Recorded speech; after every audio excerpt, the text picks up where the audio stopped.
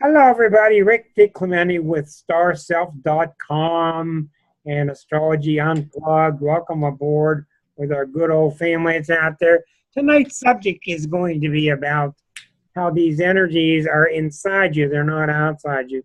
But at the very last minute, it came to me that I would really like to take the time after 38 weeks to just open this up to discussion, open this up to questions and answers. And I really don't want a lot of questions about your particular chart. I want questions about astrology itself. If you're going to use your chart as an example, that's fine. I do want to talk about some examples about, you see, I'm becoming less and less of an astrologer through the years, and I'm becoming more and more of a symbologist. I'm watching the symbols. I want to invite all of you on YouTube to join us. There are 38 episodes. And the point of Astrology Unplugged is a gentle, relaxed, non-course, rigid-related course of things. It's a relaxed atmosphere, talking from people who don't know astrology at all to people who are very advanced. We're going to have some very advanced people joining us. And like I said, I just finished a beginning course. I will be in 3 weeks. It'll be at Tuesday nights at 7:30. 3 weeks from now, Tuesday nights at 7:30 Eastern time, I will be starting an 8-week course for intermediate and advanced people. Now, if you want to get in there as a beginner and you want to dive in the deep end, that's up to you. I'm not going to go real slow and go over the basics again. I just have done it enough times. Anyhow, the question came from Holly, and you were asking about grand trines. A grand trine is 3 planets that are in a big triangle to each other. Usually, I've seen many of them. Usually, it's a very good thing. When the grand trine is in fire, it usually means the person doesn't need somebody else to get them up and moving, even if they're a Taurus or a Capricorn. When the grand trine is in air, usually they're very smart and they stay within their own mind, even if their chart is not particularly intellectual, etc. But the problem does come in, it's true, that people that are grand trine are often like Aquarians. They're so self-sustaining mentally that they would do better if they would stop and ask somebody sometime. Aquarians get in a lot of trouble. I'm not going to say they're cocky and they think they know it all, but they're just not interested in what you got to say. They really want to do it their way. And that's not a Leo, Aries type of arrogance. They just want to do it their way. Try to get an Aquarian to go to the hospital. Try to get an Aquarian to go see the doctor. Good luck. They're wonderful people, but a grand trine is sometimes you're so self-sealed, a grand trine in water. You're so self-dependent on yourself emotionally that sometimes you need to go see a friend to cry it out. You can become too self-contained. But I don't want you to get too flipped out about that. The grand trine is usually very powerful, very strong, and very good. Okay? Keep that in mind. Also keep in mind what is called an out-of-sign grand trine. An out-of-sign is like 1 degree Aries to 1 degree Leo, and the third spot would be 1 degree Sag, but that third planet's really at 29 of Scorpio. So how does So that they change can be out of sign, which means the orb that you're using of 9 degrees can come into play, and where if the grand fire trine, but only 2 planets are in fire, that will weaken it a little bit. But a grand trine is very good, very positive. I'm going to lay upon you my opinion, which is orb is everything. When you're seeing these squares and oppositions, when they're close by degree, that's a big deal. A big deal. You know me, I take it easy when it's easy, and if it's a big deal, I let you have it. But when they're really close by a degree, it's like that real tight guitar string. Really tight. Okay? Hello, Sandy. Hello, Susan. I've got everybody muted, and I did want to post this in the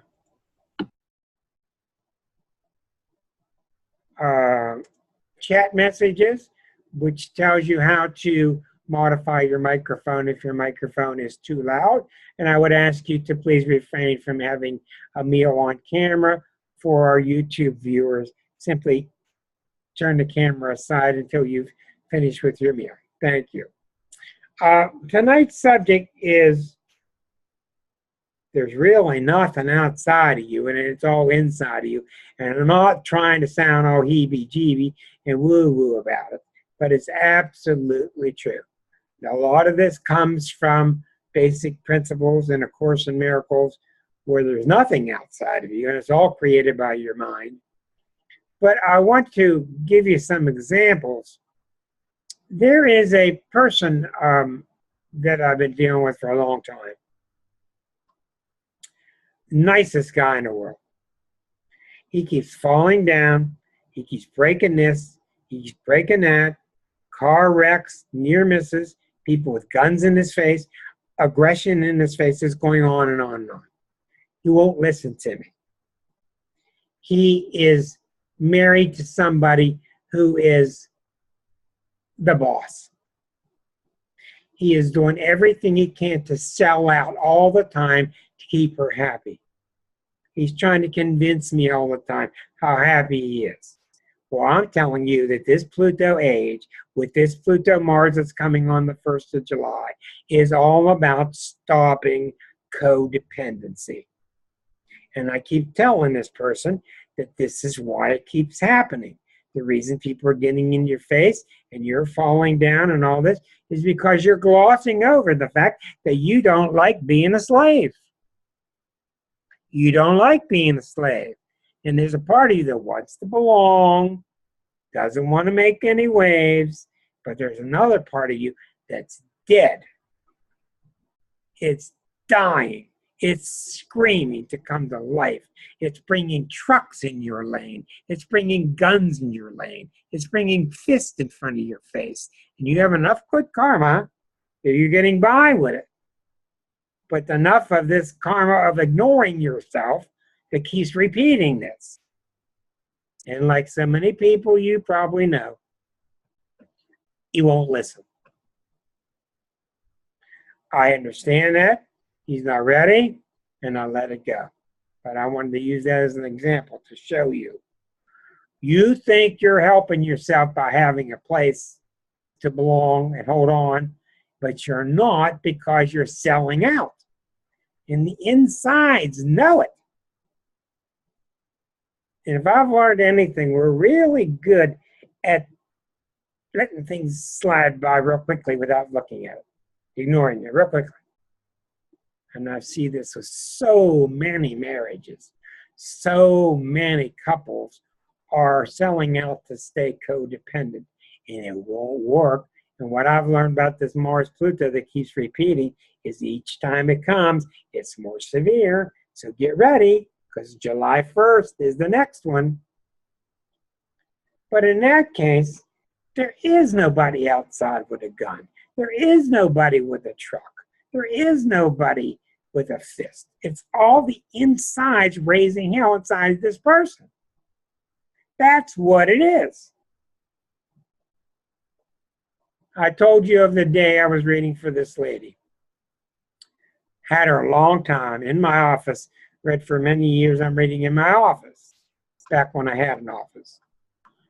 I'm reading for her, and I'm not getting anywhere. She's a very attractive gal, and I can't understand why she's not getting any dates. She's very, very bright.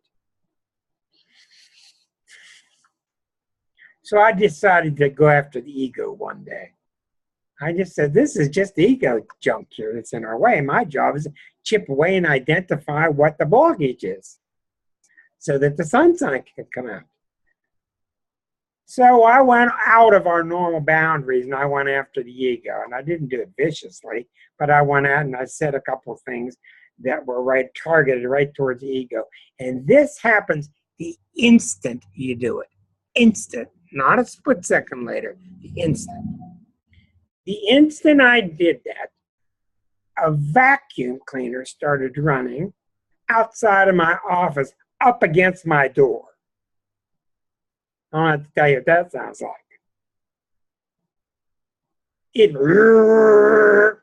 That was the sound of her insides. That was not a vacuum cleaner.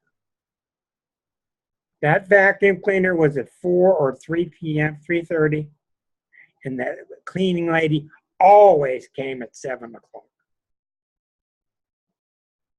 I knew it instantly what it was. It lasted 4 minutes. That gave my client 4 minutes to get past that attack on her open wound, to gather herself, and we were going to resume talking about 4 minutes.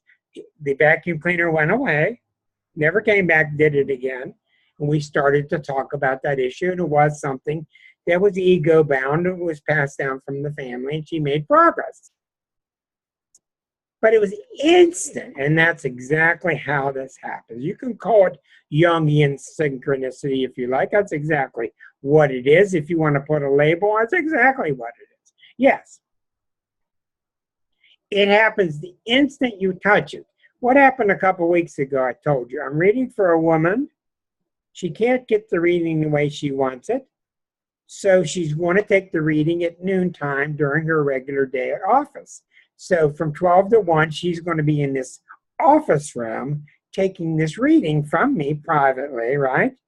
And about 30 minutes of the way into the reading, which is all audio, no video, I touch a nerve. The instant I touched the nerve, open the door. Well, we're going to need this conference room. We're going to have to move you out of here. I'm sorry to bother you like this. Okay, so here's this crack and this disruption to our phone call. She gets up, she moves, she calls me back, we continue, and she apologized. I said, there's no reason for an apology. This is a good sign. This is a good sign that we've identified the core of a problem. You think these people threw you out of your office, and that's not what happened. There is no office. There is nobody outside of you. You didn't want to hear this. But you're brave enough to come back 4 minutes later and face the issue. That's what caused the disruption. That's what causes static lines to go. That's what causes cell phone disconnections to go down. When you get a disruption from the outside, it's not outside. It's the inside. And as we're learning, we're all getting smarter in this quantum world. There is no inside. There is no outside. There just is isness. This is what quantum physics is teaching us. There just is isness. And we're going to have to all strap on our belts for when I get Ted Spickler down here to join us from Delaware. And he is a PhD in physics. And strangely enough, he was my first guest in 1982 on my radio show back when I was that big. Does that make sense to you what I'm telling you?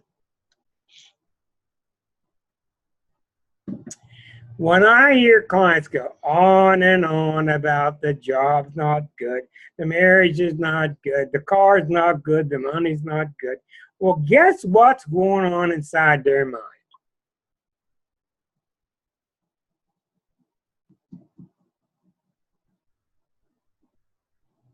What is it the Hopi Indian said? You can see it on Facebook many times. When did you stop dancing? He told the brave, when did you stop dancing? When you interview a lot of people, you get a lot of I don't knows.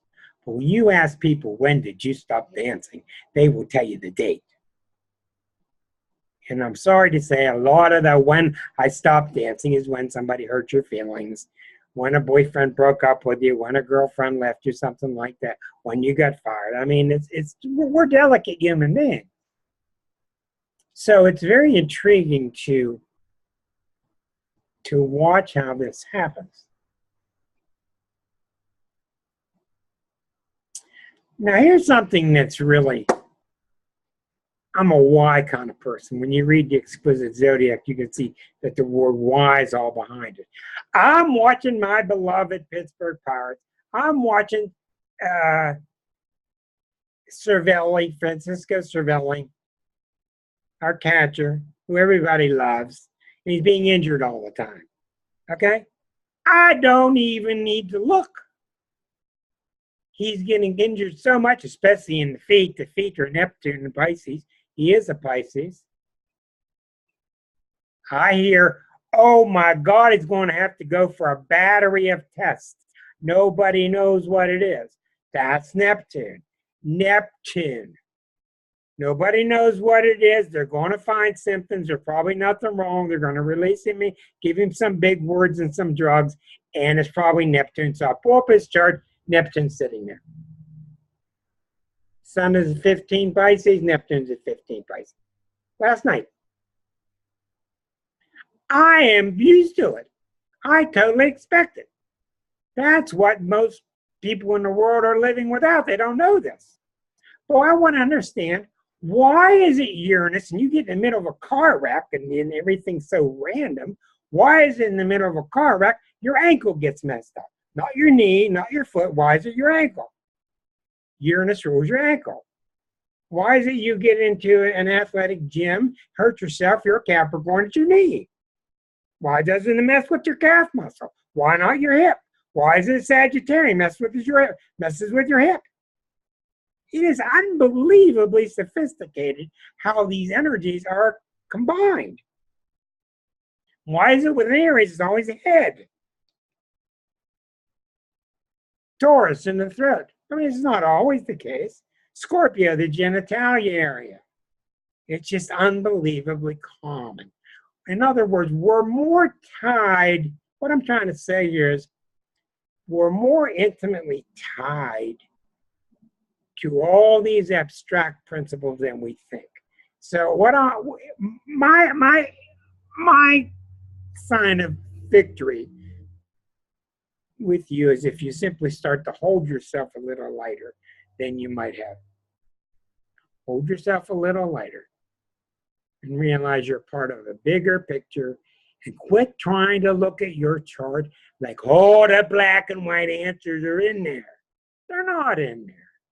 You're a part of a really big, big picture. And the Holy Spirit or God or grace, whatever you want to call it, the universe, which is my least favorite. The universe did it. Well, where? From behind this planet here? Behind that star? I mean, it's a really big place. I don't know, but we're learning, aren't we? We're learning that we're all one, and we're learning that we're one big brain, and it's an exciting time. I'm going to go in and out of this discussion about this. Tonight, I need to make a small adjustment to my AC, and I'll be right back.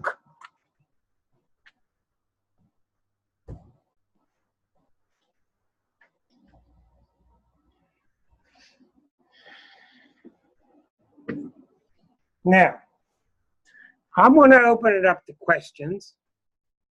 I am not going to do a lot of focusing on the individual charts. I could do some, but that's not the point here. You've been very patient, a very good audience for a long time, and I would like to hear from you.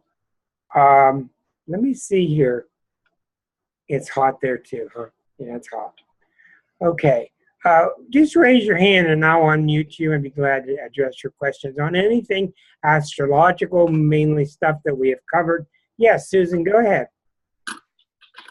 What shows the likelihood of having success in your endeavors over the coming year, whatever the endeavors are? Absolutely nothing. Okay. If you think that there's a symbol that'll pop up in your chart, and if you think it's Jupiter, and if you think a planet being here versus a planet being there means you're going to be successful, then you need a completely other astrologer. That's not how it works. Now, I will say, when you do solar returns, when you look ahead at your year ahead, Susan, sometimes you will see charts that are a little more challenged than others, but that's not how it works. If you're in a boat and a great big wave comes, that doesn't mean you're going to capsize. It certainly means you're not going to stay still, but it's up to you to go with the flow or not. That's what success is. And I'm being as honest as I can. I've seen people, I'll go back, Susan, to 1983. I get the chart of somebody. I had a 1 minute to get the chart, do a commercial. My engineers over there turning the knobs. I mean, it's the old days with the 8-track commercials, you know. And I did the chart real quickly on a piece of paper. And this woman has 6 planets in Libra. It was getting bombarded by the planets. And I just said, well, I made sure I was off the air. And I said to him, he was one of my students, I said, oh my God, this lady's getting bombarded. I get her on the phone. I said, how you doing? She says, I'm doing great.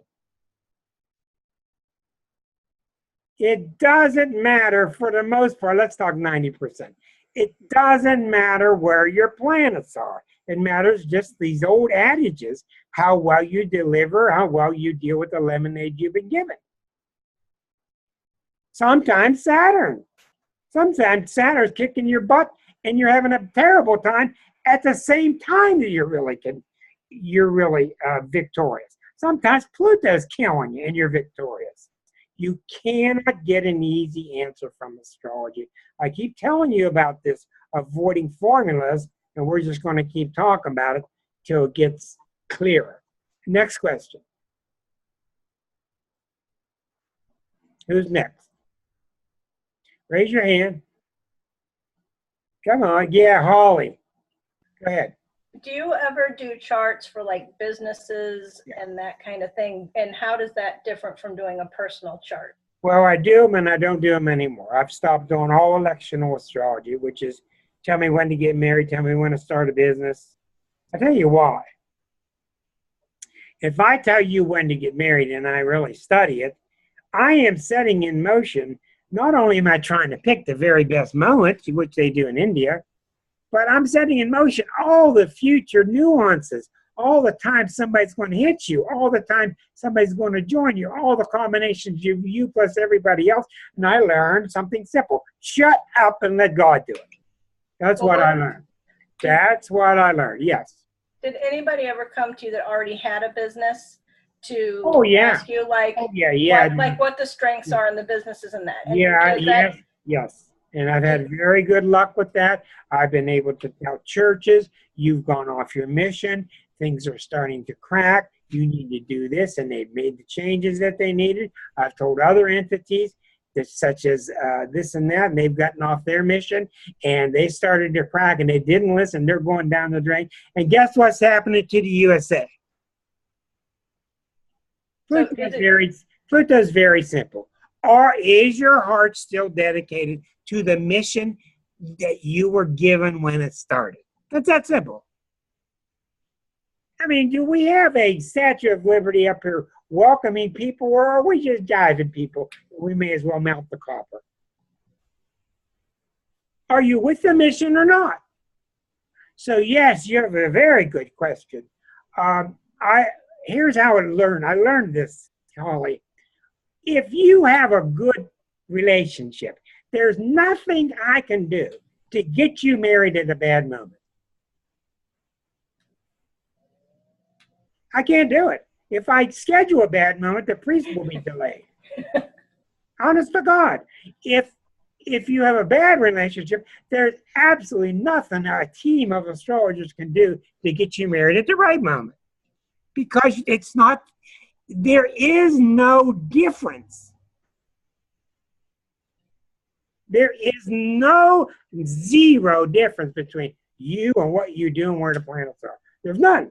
They're the same thing. Next question. Your chat messages, I just don't have the ability to look at. I'm sorry. Go ahead, Suzanne. Yeah. You're unmuted. Go ahead. We're playing mute game here. Go ahead and unmute yourself. I'm going to unmute you now. Go ahead. Okay, thank you. Yeah. To piggyback off what Holly was asking in your response,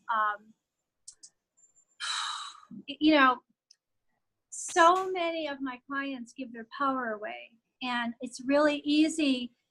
A student of astrology, somebody going to astrology, somebody using astrology, it's a fine line. You really have to be careful, and this is from my experience too, not to give your power away to the astrology itself is a tool. That's how I take it. Right. And also, there's a really fine line. It's how you talk to the people, I think. And I'm not telling you how to do it, Rick, right. but there's a difference between telling somebody there's opportunity in this direction versus this is the way it is. Because you could set up a seed in their mind and they might be a self-sabotager. You are so correct. You've got to really get yourself out of it and get any idea in your mind that you're an advice giver out of your mind, because you're not. I've written articles about the 3 things that an astrologer should give to the client. And the main thing is you give them confirmation, because people get hunches. In the myriad of thousands of neurotic voices in their head, they get a hunch one day, I'm going to go do this, I'm going to go do this, and they think they're nuts because, oh, well, I can't listen to anything coming from inside. But it's true that they really can and should. And when you start to read and see that the chart is coinciding with what their impulse is, you're giving them confirmation. And they take it from there and they go, you're exactly right. People are really mean to themselves. People really do a number. It's like you've all bought a house and you have to sign 19 places. Well, with the inner self, you got to sign 50 billion times to get any permission to go do anything. It's just ridiculous how we are. And that's from our training, and that's from a lot of our past life BS with all this dogma. You can't bow before the Lord and all this, and he died for you and all this and all this. It's a bunch of crap. We're marvelous people. We're just these marvelous beings. But you walk up to people and they give you a great big smile, and you give them a great big smile, and that's all you need, and go do it. Now you amplify that to country versus country. Every single country out there is blowing up people. I was reading about the Congo recently. It's just awful what we're doing, with our differences. So it all comes down to, in astrology, it all comes down to the Virgo-Pisces axis. It all comes down to the differences or the likenesses. What's different? What's like? Oh my God, what's different? We've got to be aware of them. What's the same? Let's invite them. Exclusion, inclusion. What's it all about? People, the best thing I give people is they walk out of my office with a better relationship here. That's the best thing you can give them. You didn't give it to them anyway, but you can help clear the way to that so they can get to it more often.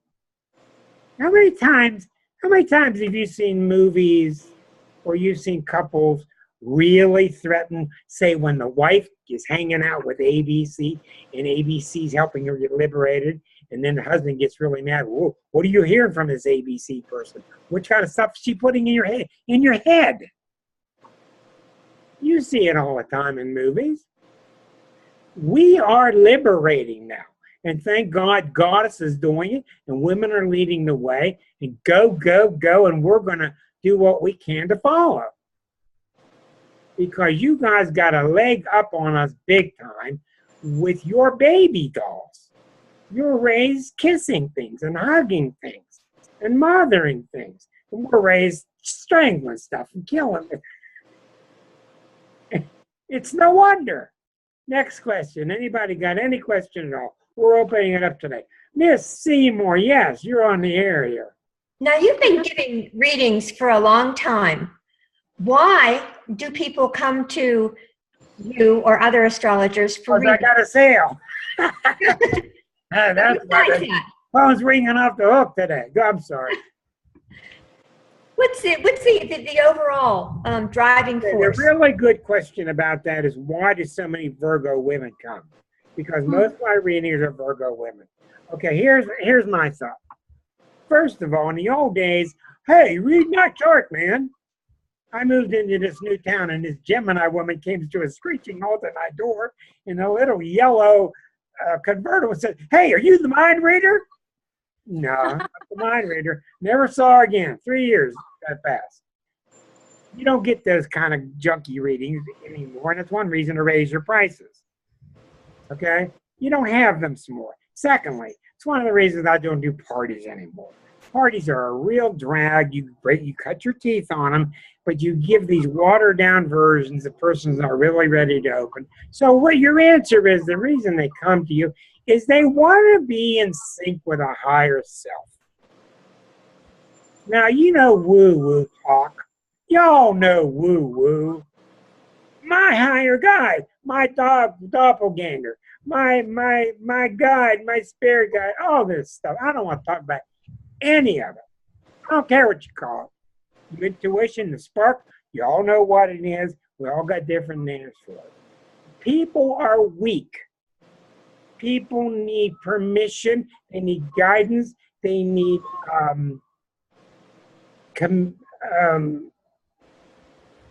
backing them up, reassurance. You know what? I've been thinking about leaving and going to do that. Oh my God. Let me tell you an example. I got a guy who's in my class that we just finished. Marvelous guy. Very, very Aquarian. Brilliant engineer.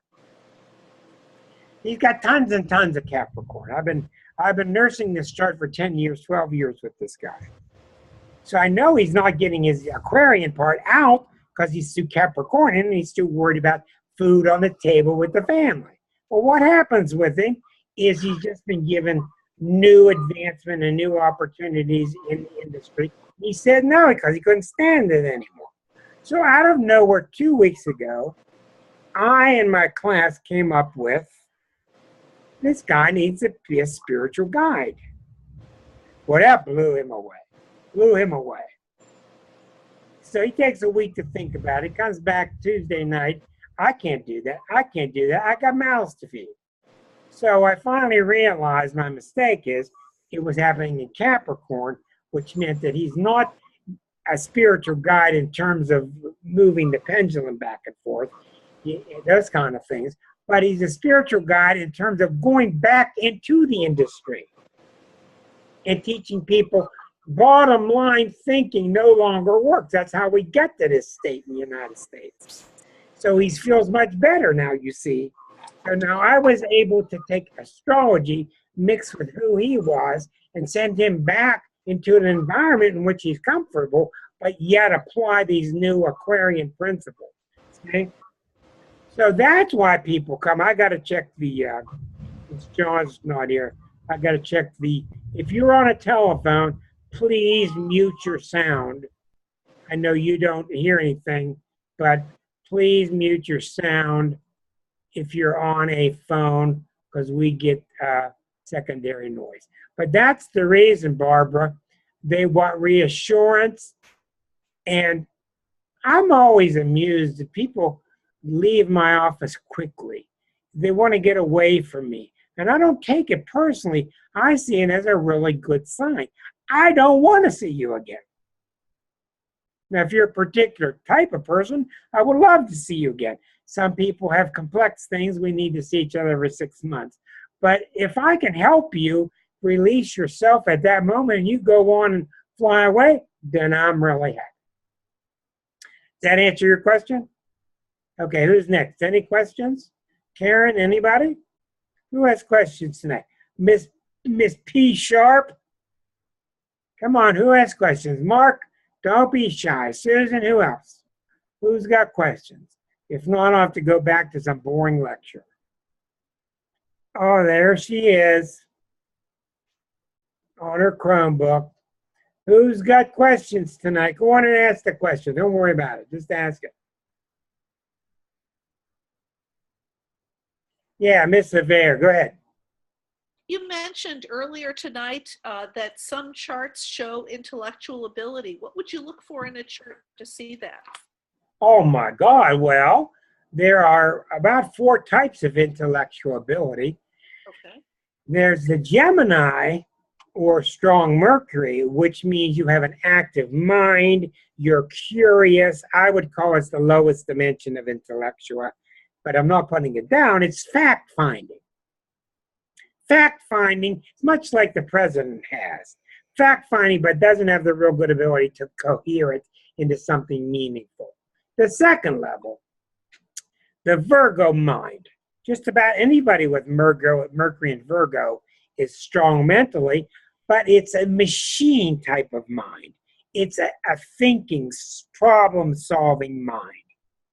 The fourth type of mind, maybe there are others, Mercury in Libra. It's another air sign.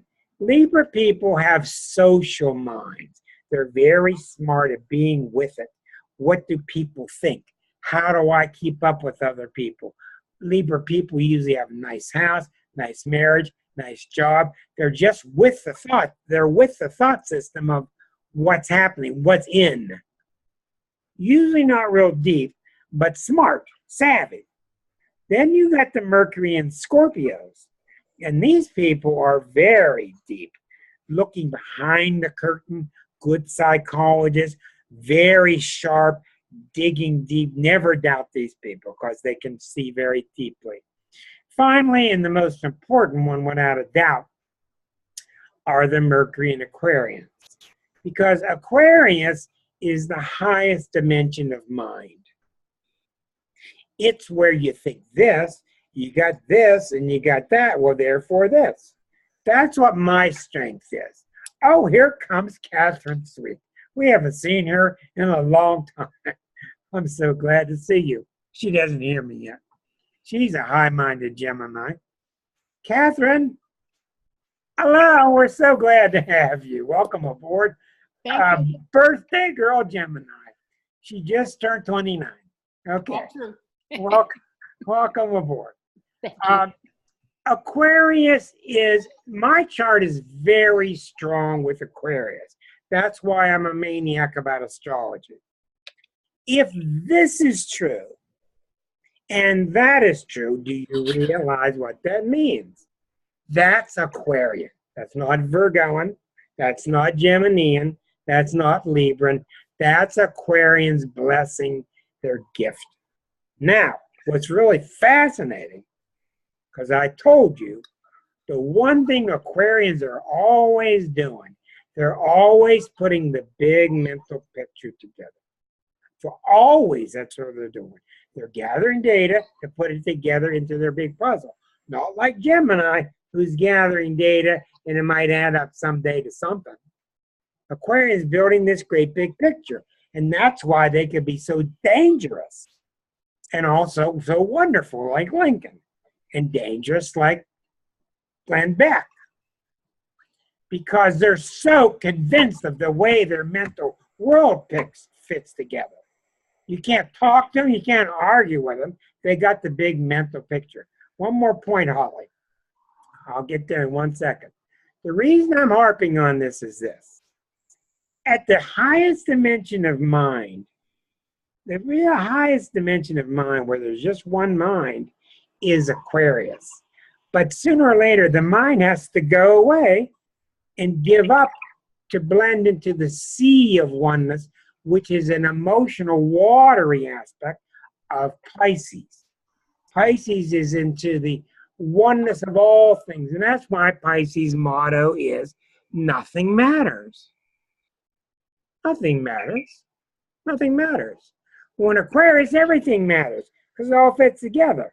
So Aquarius, in a way of speaking, has the most to lose of all signs, because they put all their marbles into their mental picture, and then has to all be given up for you to relax back into the oneness, the sea of calm, the sea of oneness of Pisces. Go ahead, Holly. Yes, my question is, you're talking about Mercury being in those signs, but does having a sun in those signs or having rising signs of Gemini, do those give the same indications? No. A sun in Gemini will certainly give you a bent towards mentality. A sun in Libra, sun in Aquarius, yes. But the Mercury makes it much more focused. Also, if you have Uranus connection like the president has a rather weak mind in Gemini, but he's got Uranus right next to it. So he does have these abilities to come up with brilliant ideas, and they're off the wall and crazy, but sometimes they're just flat out brilliant. You don't get to where he got to just by kidding everybody all the time, and you've got to have something. So yes, especially Uranus, because Uranus speeds up everything it touches and makes things brilliant. Very good. Now, are you talking about Catherine, put your camera down, honey. me? Catherine. Okay, yeah. Okay, there we go. does that count? Yeah, go ahead.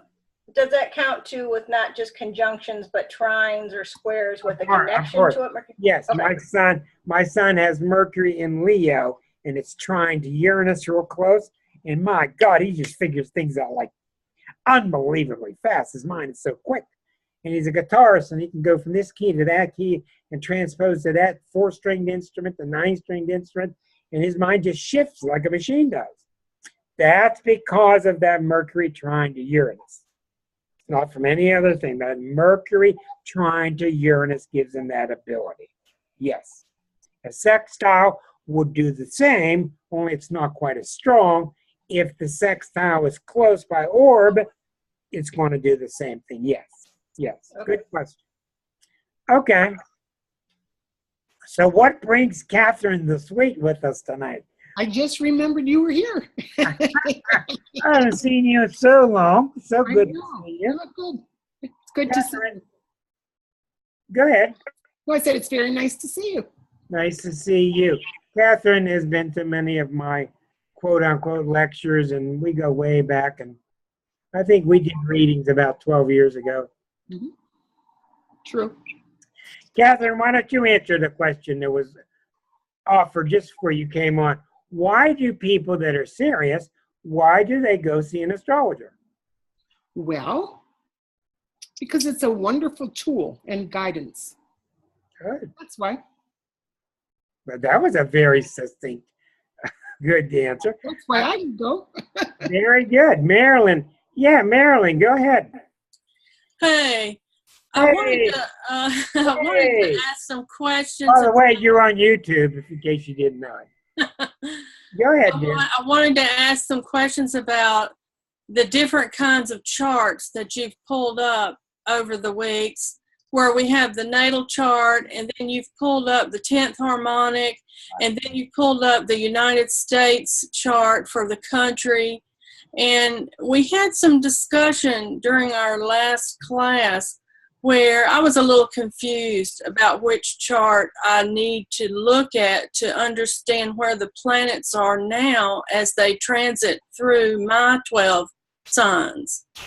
So okay, the main thing, well, in traditional astrology, there are 3 charts that really matter. The birth chart, always, the transiting bodies that are going around it today. As a matter of fact, most people put that third. The thing that people put second are the progressions. They're called secondary progressions. They're called the progressions. I don't agree with them. They do work. I think they're overblown. I think I understand how they came about. All a secondary progression is, if I look at the planets line by line on the month I was born, and I'm born on the 1st of January, if I go down to the 30th line of the year I'm born, then those planets have progressed from there to there. So at age 30, that's where my planets have progressed to. So if you have 3 months of planetary ephemeris for yourself, then you know where your planets will progress in your first 90 years. Now, I don't agree with it at all. I think they work, but I think they're overblown, and I have put much more emphasis on the harmonics. Now, what you're talking about is this, Marilyn. Let me show you. Well, you also had a past life chart as well, and I didn't know. That I should not be bringing up in here, because that's very advanced stuff, and it's very confusing. I use it heavily. I understand it, but it should not be brought up in here at this point. Let me get your chart and I'll show you. Okay?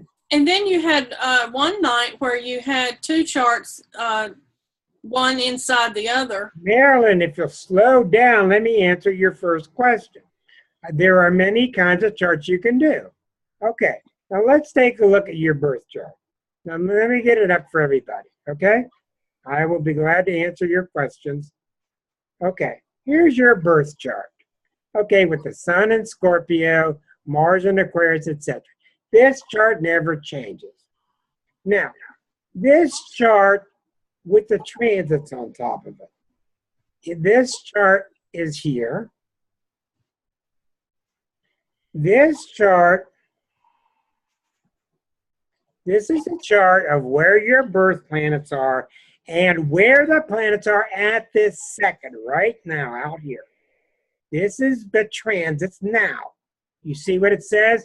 Transits, June 22nd, 8:49 at night. Okay? Where does it say that? Where are Right you? here. I'm sorry. Our picture is blocking that, so I can't see that. Inner wheel and the outer wheel. The inner wheel is the birth chart. The outer wheel is where the planets are now. This rotates forever. Neptune goes slowly. The moon goes around once a month. The sun goes around once a year. Did you say that and send that to me? Do you see what I mean? You can do this on astro.com. Just get your sun sign and the current transits around it. But I'm going to show you what most people use. Watch this. Here's what most people do. In most astrologers' lives, this is what they use. Now you're going to freak out a little bit, but you asked the question. Okay, this tri-wheel. The birth chart is in the middle. It never changes.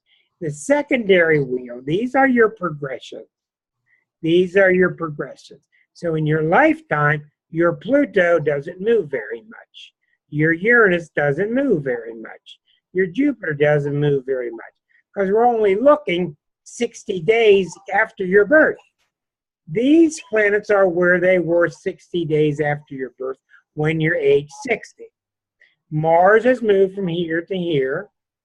The sun has moved from here to here. Neptune barely moves. This is one reason I don't use them.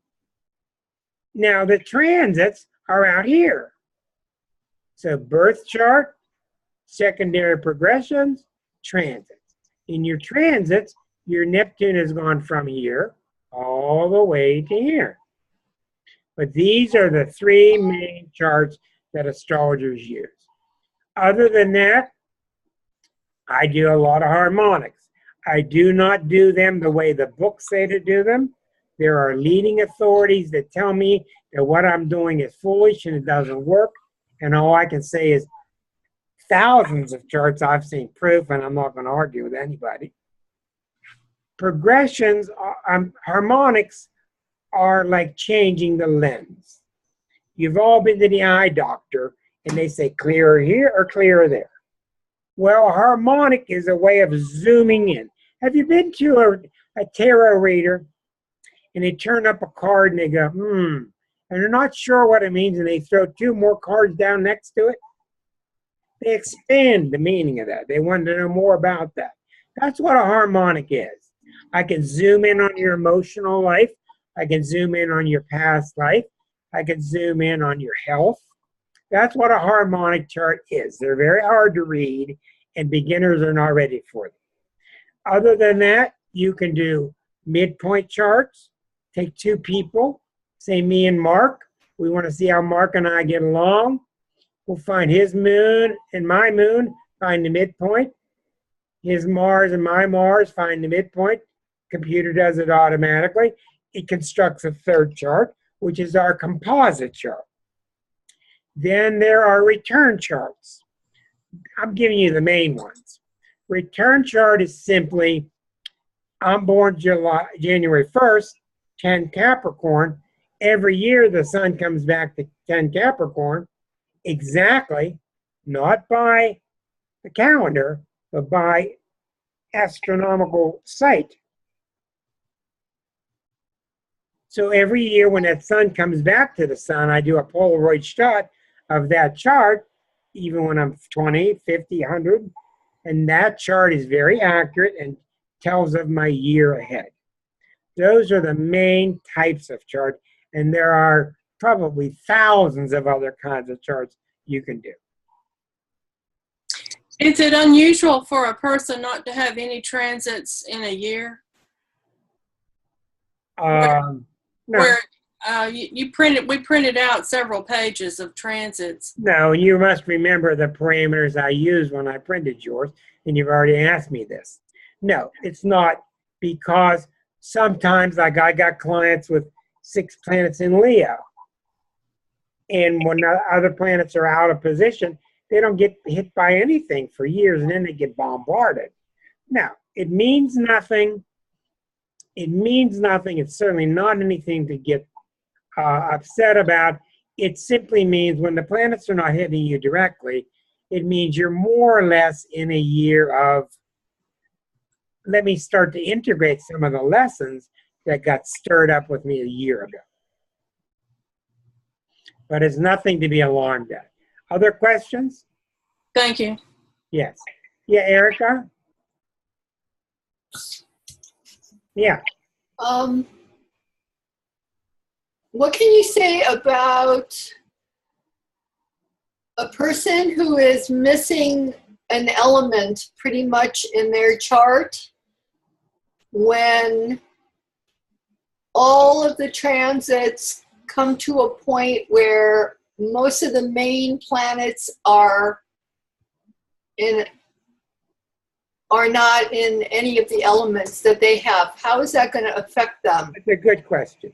For example, like somebody born with no Taurus, no Virgo, no Capricorn, your tendency is to think they don't have much Earth. But if their planets are in the 2nd house of Taurus, in the 6th house of Virgo, in the 10th house of Capricorn, they get Earth qualities by house placement.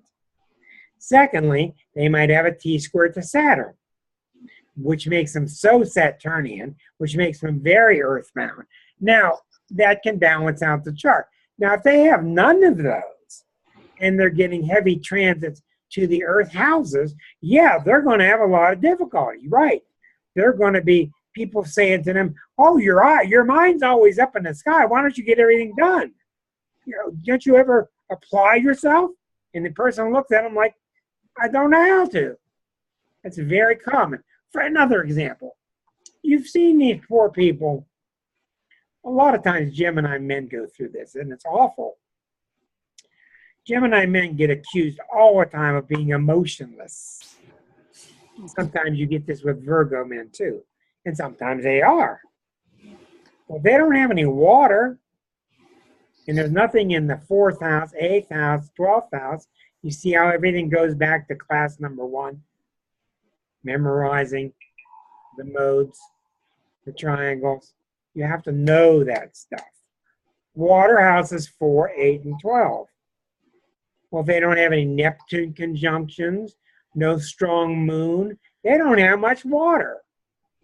Well, when they start getting pressured in the water houses in their chart, they're going to go through misery because they're being pushed to develop emotionally, and they don't understand emotion. They've overcompensated with work or thought or zest. Yes. But you have to be careful when you read the chart. Most people do not have great big holes. Most people, by the time you look at the house placement and you look at the T-squares and you look at the oppositions, for instance, you could have a chart with, I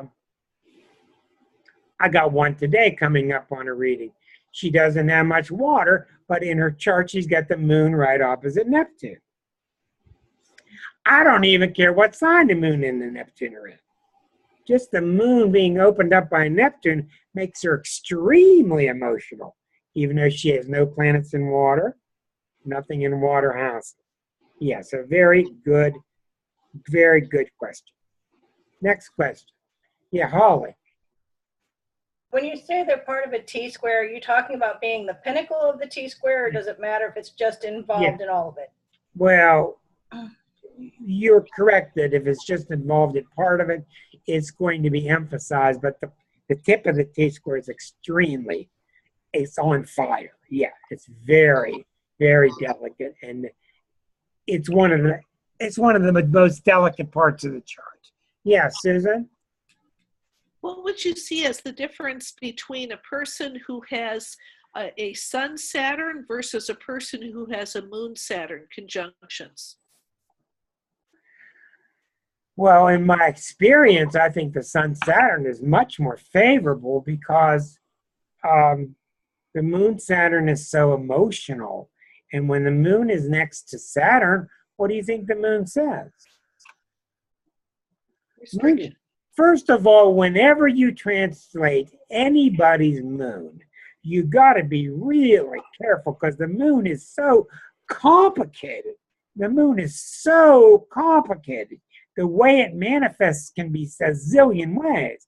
But basically what the Moon Saturn says, whether it's Moon square Saturn, Moon opposite, Moon conjunct, is what you feel is not right. Every time you feel something, somebody slaps you down. Every time you feel something, you feel improper. Now, you might actually have two parents that totally support your emotions. That's when you learn that you're becoming an astrologer. You see Moon opposite Saturn. Oh, the mom and dad are always putting her down. Never let her be who she was. Never let her feel what she feels. And you investigate, oh, mom was great, dad was great. See, you back yourself into a corner.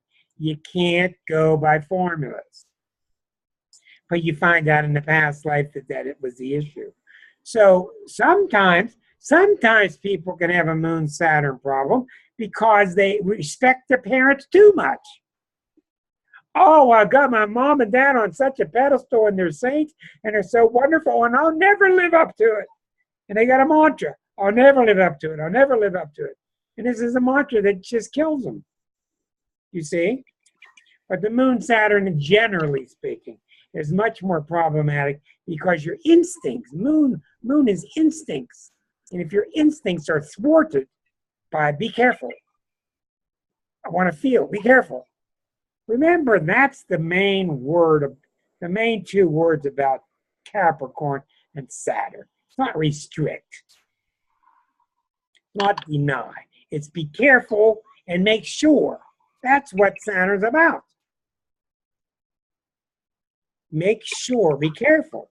Well, the Moon doesn't want to be careful. If you're in the middle of a crying fit, you don't want to be careful. If you're excited, you want to be careful. If you're a Sagittarian, you don't want to be careful. If you're an Aries, you don't want to be careful. Right? So Moon Saturn can be problematic. Yes, Holly, go ahead. So I'm talking about Saturn that much. Where do you see the most favorable places for Saturn to be?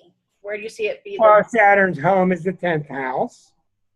Saturn, I would say, Liza just walked in, and Liza and I have both very strong Saturns, including our midpoint chart. You don't want it on an angle. You don't want it closely lined up with personal planets. I don't mind if Saturn is squaring your Mars by 7 degrees or Saturn is opposite your Mars by 6 degrees. But when it gets to 1 and 0, you don't want it that close. You just don't. Saturn is very favorable in the 10th house, which is about career success. Other than that, it's a question I can't answer. Other questions? Anybody else? Sandy? Karen? Yeah, go ahead. Yeah, I have a question. I'm looking at it, and I was just fooling around on the computer, and I saw on a chart that I'm doing that there's like, I don't know, 6 or 7 planets retrograde. Help me to kind of get my head around what that means. I don't pay any attention to it at all, unless it's Venus and Mars. Okay.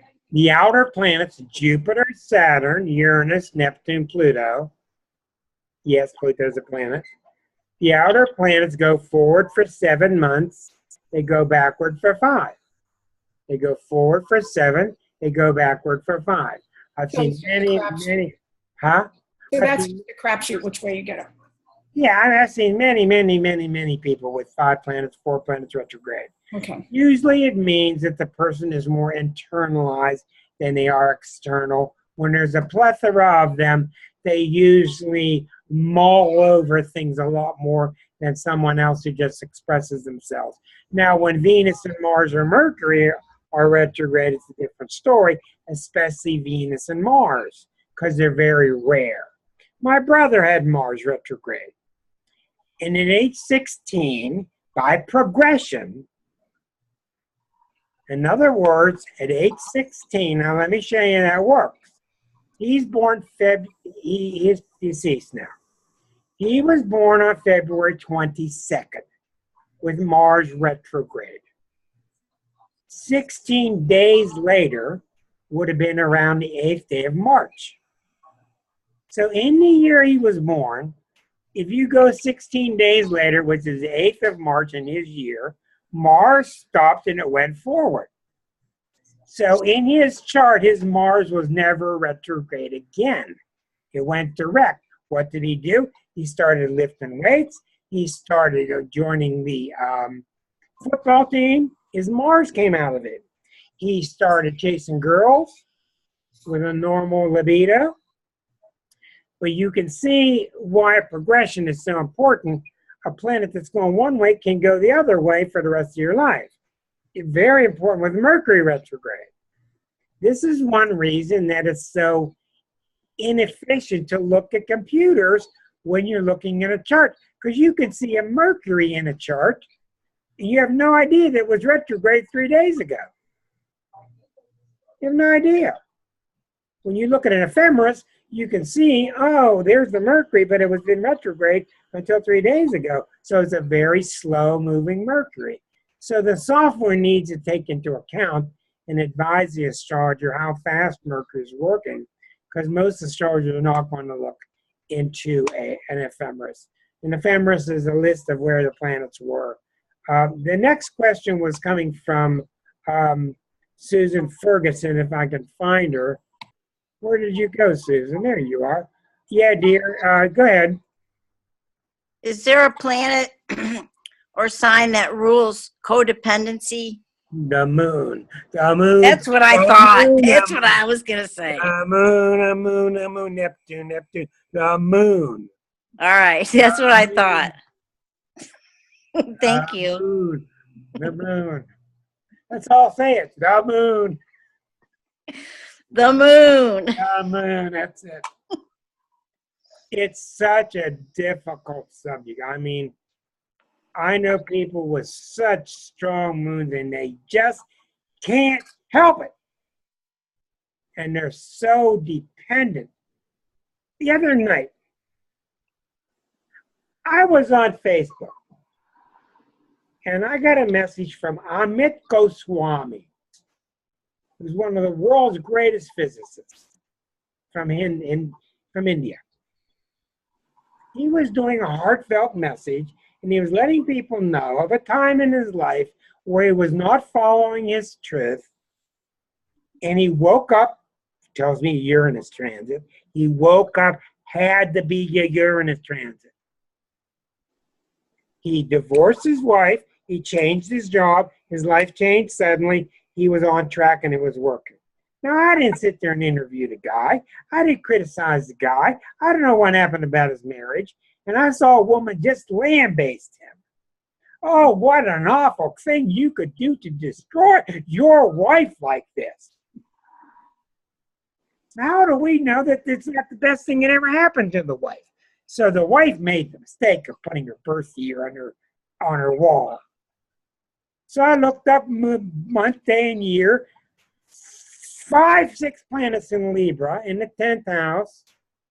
A great big Saturn in Cancer.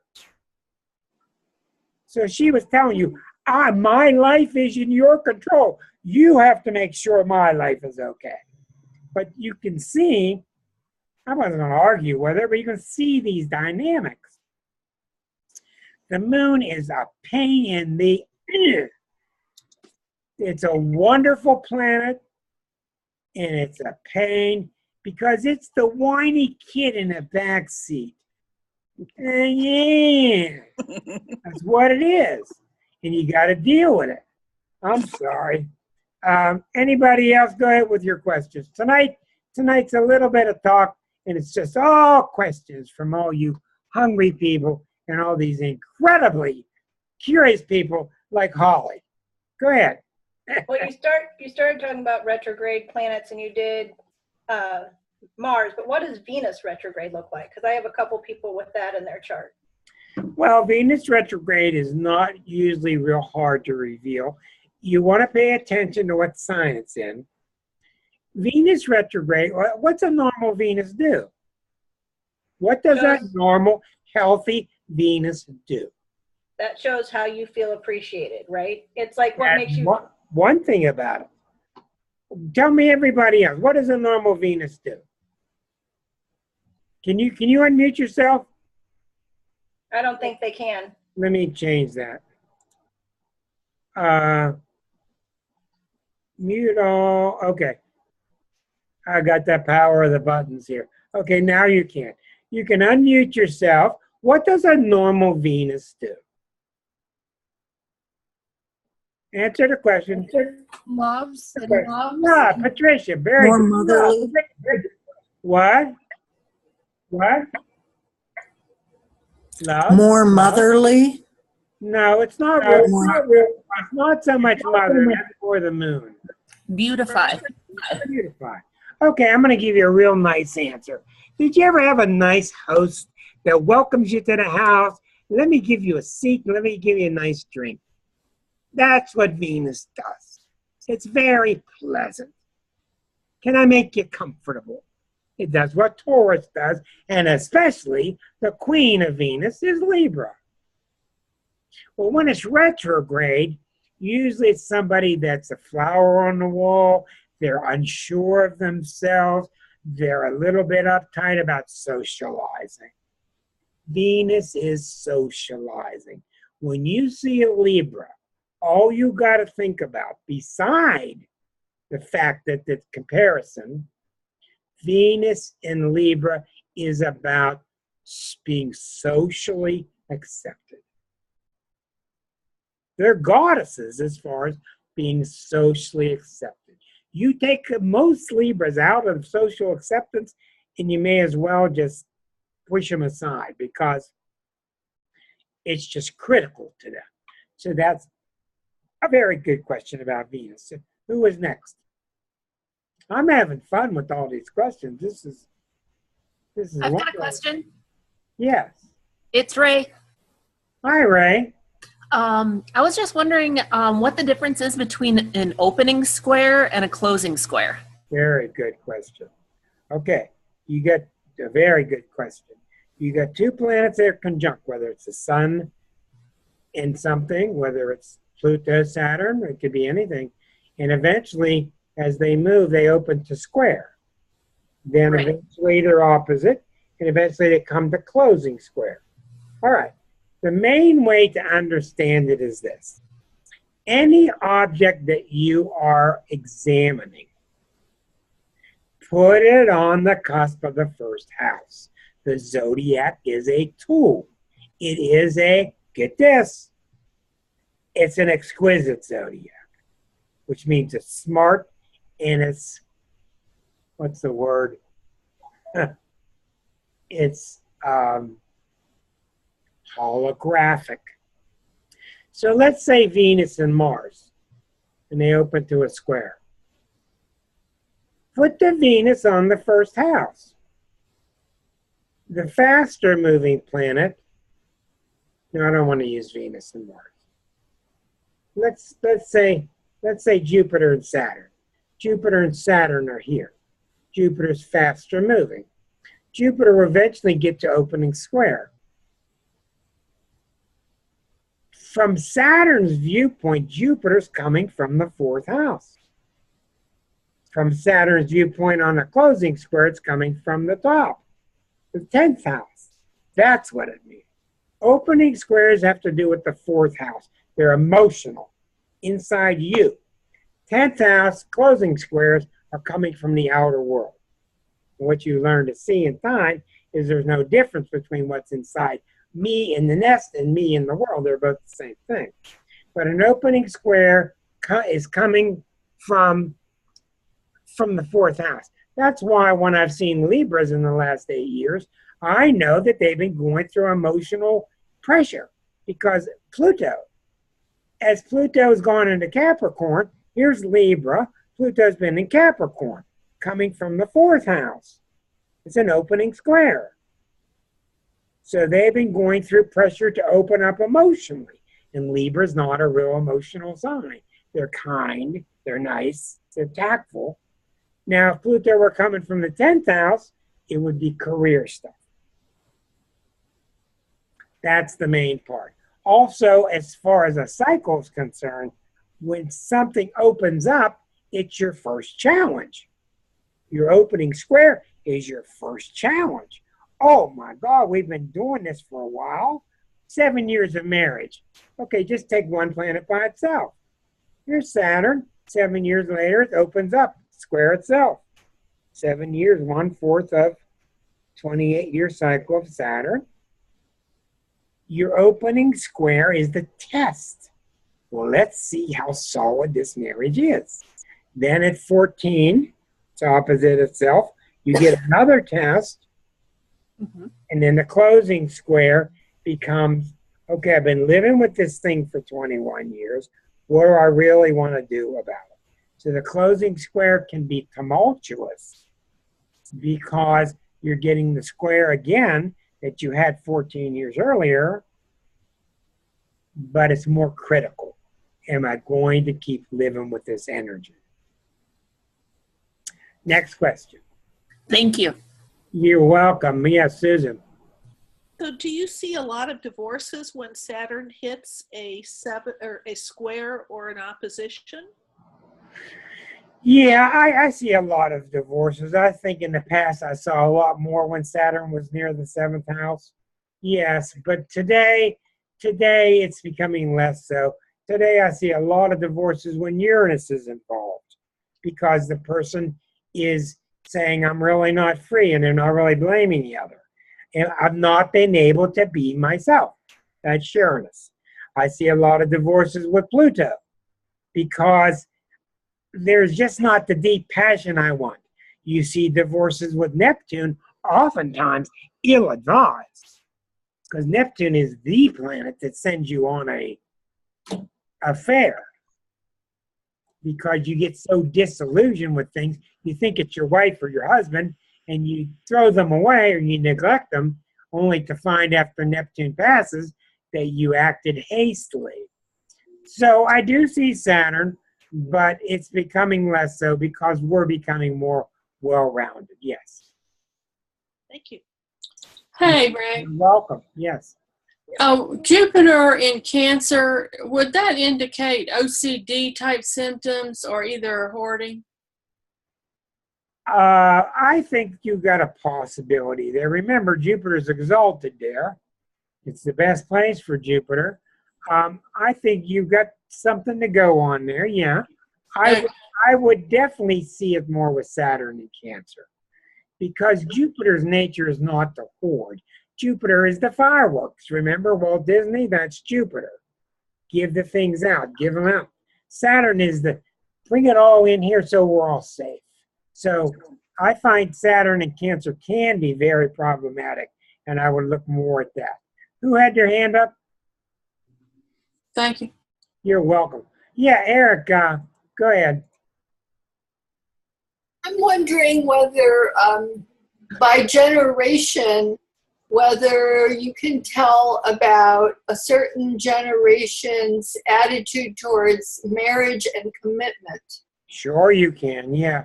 Yeah, and like I've said, and I have not expressed enough in this class, because this has not been a class, and in the class I just finished, I expressed it a little bit. You got to look to Jupiter and Saturn. Jupiter and Saturn are really overlooked. You get all these personal planets, Sun, Moon, Mercury, Venus, Mars. You got these outer planets that stir up everything, Saturn, Uranus, Neptune, Pluto. And right in the middle, these two guys that we forget all the time. They're very social planets. Jupiter is once around, or 1 year per sign. Saturn's 28 months in a sign. So Jupiter and Saturn have a lot to do with defining your high school class versus another. Now, when you get into more generational, you want to look to the outer planets, where, especially where's Pluto. I mean, the Pluto and Scorpio generation is really different than the Pluto and Libra generation, and Pluto and Leo generation. Those are the generations that you're used to hearing about. They're really the Pluto placement. The world's greatest generation that Brokaw talks about is the Pluto in Cancer generation, because family and country. Next question. Minka? She says no.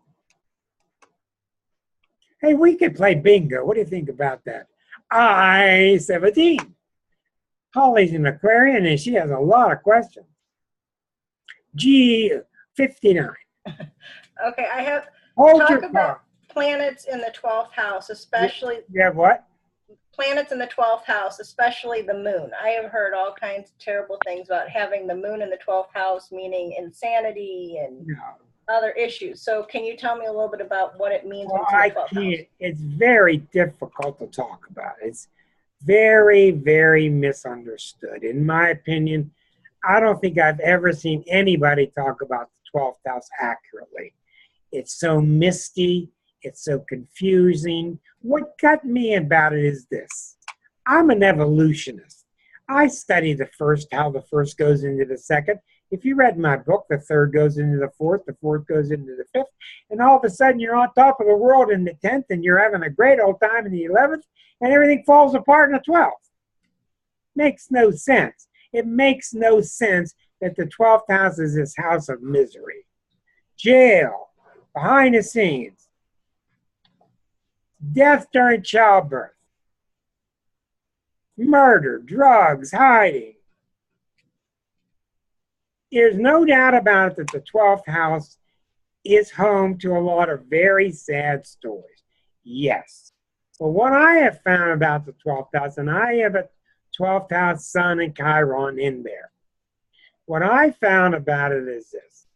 It's almost like this is my opinion. Don't take my opinion. Listen to it, toss it around, do your own investigation. My opinion is that when I took this lifetime, the planets I put in the 12th house are just like putting coins in a coffer. These are the planets that I told God I'm going to sacrifice to you. And I will succeed if I do so, and I will fail if I don't. Mars, put Mars in the 12th. You try to go for me, forget it.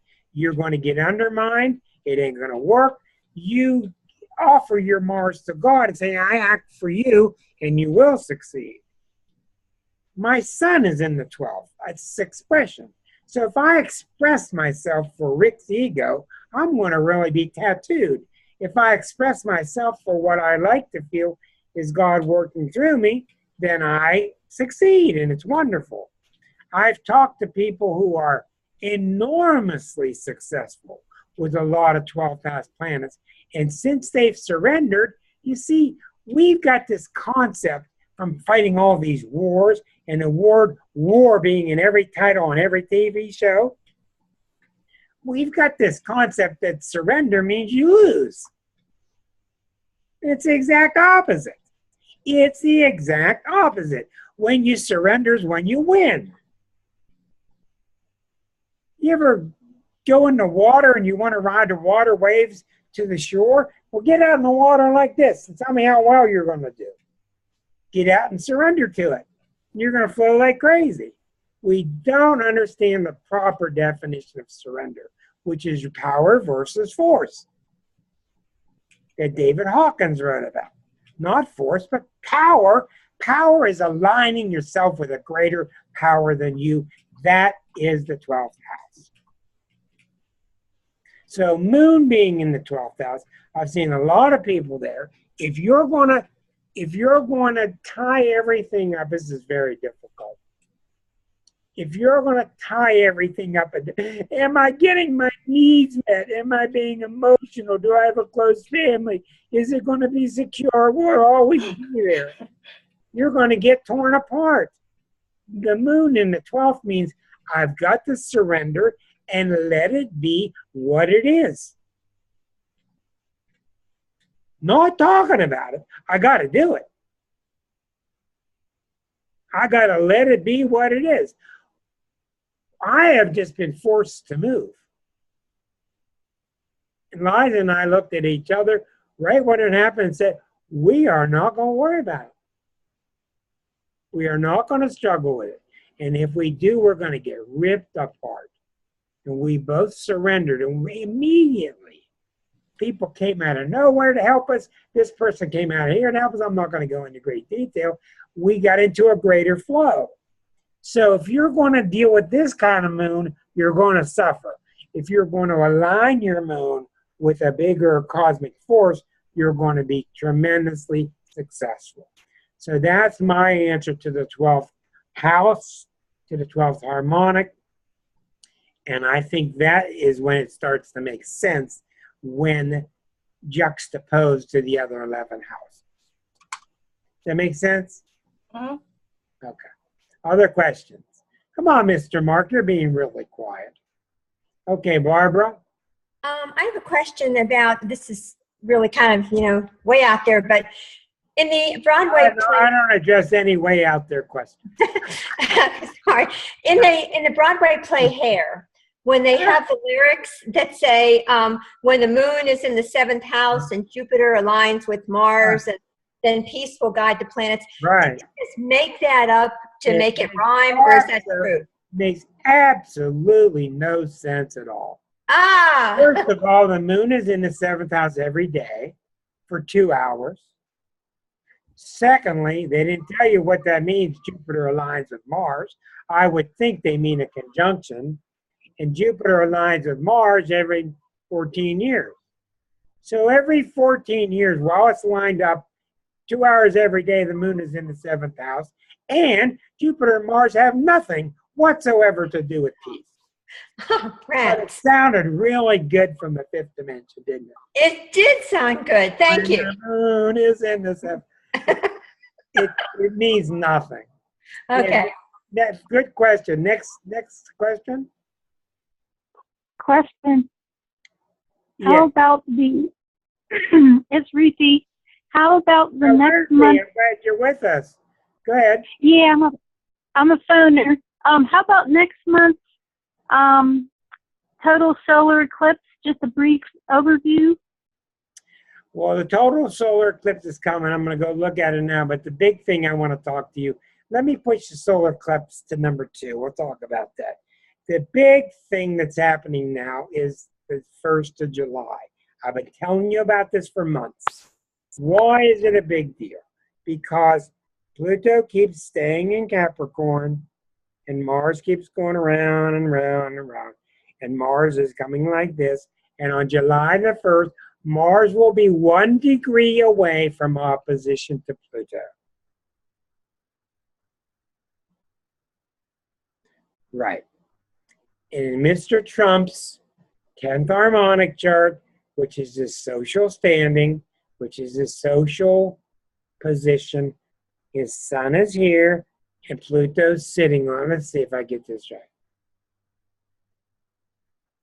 His sun is here and Pluto is opposite his sun. And here comes Mars. Pluto is opposite his sun, which means all of these enemies that he knows are starting to act against him. Here comes Mars on the 1st day of July. The 2nd day of July, it's exact. The 3rd of July is the eve of our birthday. The 4th of July is our birthday. You got 4 major triggering symbols on the first 4 days of July, which means he's going to be prone to over-exaggerate and become overly aggressive. That's why I'm watching it. We get to the 5th of July, you can take a breath. Now, your question was about the eclipse next month on what, the 21st of August? Is that the one you mean? North Korea, I don't know their chart. Right, in August. Sorry, I got that backwards. Okay, Yeah. that's all right. Let me get it up here. All right, here's the planets. Let me get the planets here. Well, I can just do it this way. The computer will give me the chart of the eclipse exactly. August 21st. Okay, there it is. All right. Now, these things are very complex and not easy to interpret. Let me get it on the screen for you. Here's the eclipse. This is done for Pittsburgh. Here you see the sun and moon at 28:52. There's the solar eclipse. You see that it's happening in the daytime. If it was nighttime, it'd be down here. So it's going to be visible, I guess, if you drive to Tennessee or Kentucky. And even in Pittsburgh, you'll see a part of it. It's going to happen at 2:30 in the afternoon. So it's going to be bright in the sky, way above you. Now, what matters is this. It's not the eclipse. It's what's happening around it. Okay, what's happening? Is there anything in early Virgo? No. Anything in late Leo? No. Anything opposite in Aquarius? No. Anything at a right angle? No. Okay, we're seeing the eclipse trine to Uranus. This is very significant. The sun and moon will eclipse with a trine to Uranus. Now watch what I do here. If I take the eclipse, and I'm allowed to, because that's what the zodiac is, and I put this chart, and I do a little trick and put the sun and moon on the ascendant, watch what we're going to see. We're going to put the sun and moon on the first house. I need to stop sharing and reshare it. This is the same eclipse, only I put the sun and moon over on the left-hand side. Do you see now that the trine to Uranus puts Uranus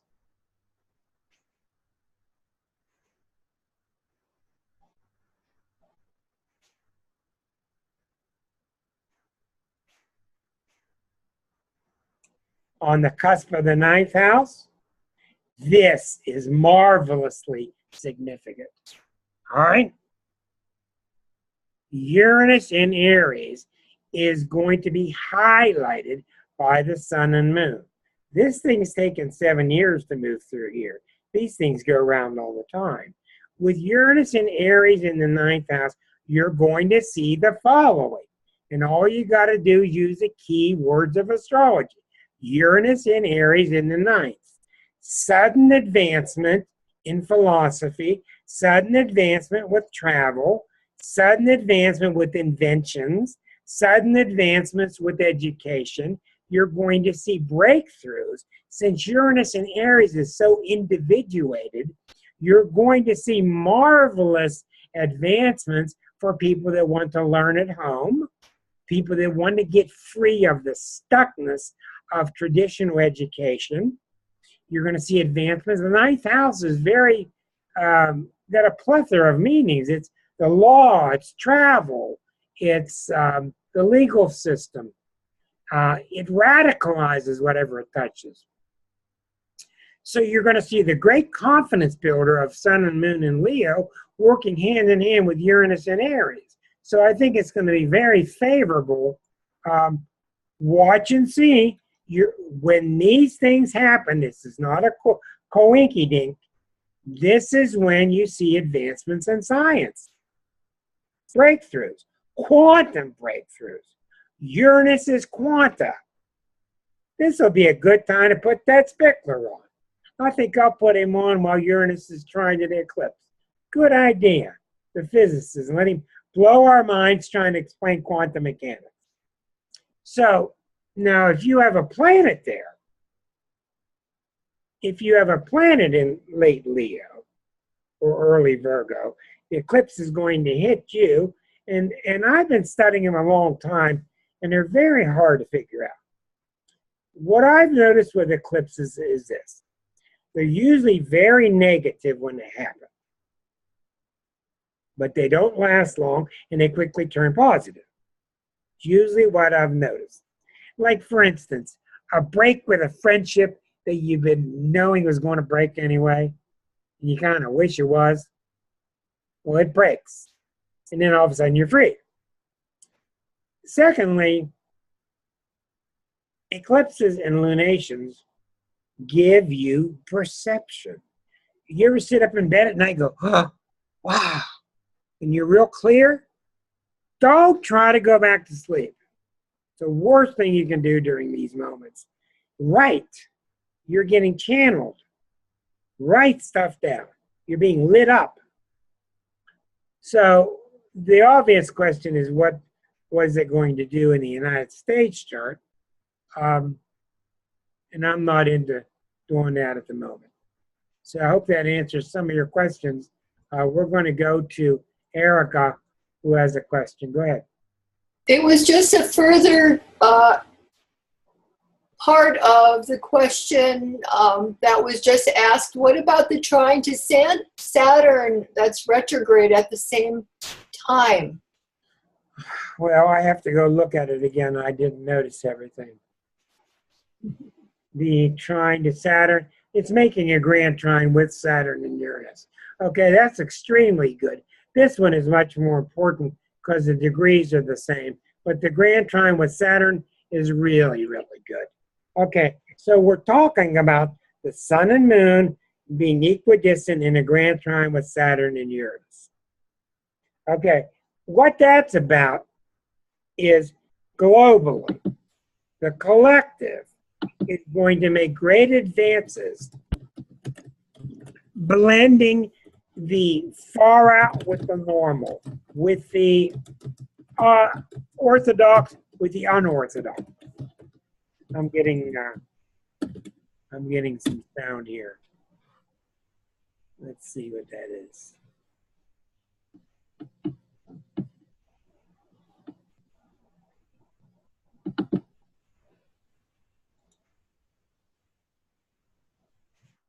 Okay. So, in all areas of society where you're seeing this fight, you might even call it the left and the right. I don't like those terms, but Uranus is simply the left, surely, and Saturn is the right.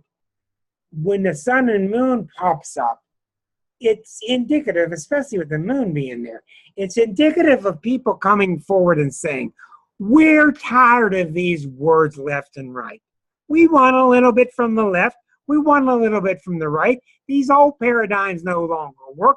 And you may see sudden, that's Uranus, powerful Uranus, sudden advancements with blending the two. People saying, I don't want to hear this stuff anymore. Do you remember I told you about the story about the guy in my class that we're sending him back to his office and he's got a new attitude? Well, he's going to go back to his office where he's worked for years. And I suggest to you, he's not so tired of his work. He's tired of the Saturnian kind of thinking, which is careful thinking. No risk-taking. There's no life in it. So what you may see, now don't underestimate this. Zoom way back when these things happen. During this eclipse, you may see across the planet the UN take up proposals, the White House take up proposals, where they're going to start to blend this conservatism with this unorthodoxy. Very good question, and I think that's really a pretty good match to that answer. I've got time for one more question, and Mr. John is here. Let's give the question to John, since he just showed up and he's been on the parkway. He's been parking on the driveway or driving on the parkway. Tonight, John has been really good. It's been question and answer period, and they've been some really invigorating questions, and we're still recording. So what would you like to ask? Okay, so you've been talking about the eclipses, Rick, is what I gathered. That was the last thing, yeah. The big focus is on the solar eclipse, but I mean, does the lunar eclipse, you feel, maybe tie into that some kind of way? Let's take a look. Yeah, that one takes place, I think, what's it, on the 7th of August?